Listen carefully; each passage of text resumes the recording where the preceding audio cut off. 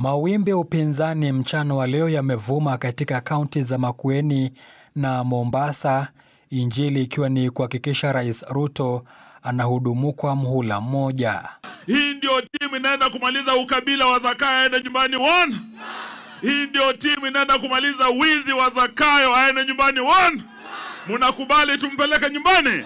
Ati Malili mnasemaje? Ati mnasemaje Malili? Hata hapa ni one term. Katika ziara ile viongozi wa upinzani wameshikilia msimamo wa kuendelea wakiwa wameungana pamoja pasipo matengano. Haya yanajia baada ya viongozi serikalini kuendelea kumshawishi Kalonzo Musyoka ajiunge na serikali na kumsaza Gachagua.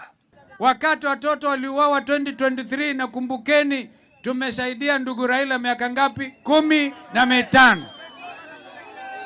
Nikauliza Raila, inawezekanaji Ruto na serikali yake wamalize watoto alafu naenda kuungana na wao?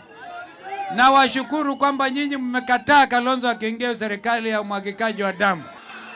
Kama kuna kiongozi msafi, mcha Mungu, amani, integrity in the Republic of Kenya anaitwa Stephen Kalonzo.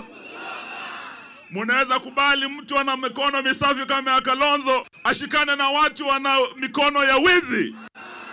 Na kutokana na michango ambayo serikali inaendelea nayo, wakisema wanawasaidia kina mama mboga na wanabodaboda, Gachagua amemwagilia maji michango ile, akisema katika maeneo Ukambani na Mlima Kenya, serikali inawapa wakazi wa maeneo yale hela kiasi na vyakula, wakati ambao maeneo mengine wanapatiana vifaa vinavyoweza kuwasaidia Wakenya kimaisha. Ukambani na pale kwetu kwa mlima anatuma mtu ya Soprano, si ndio?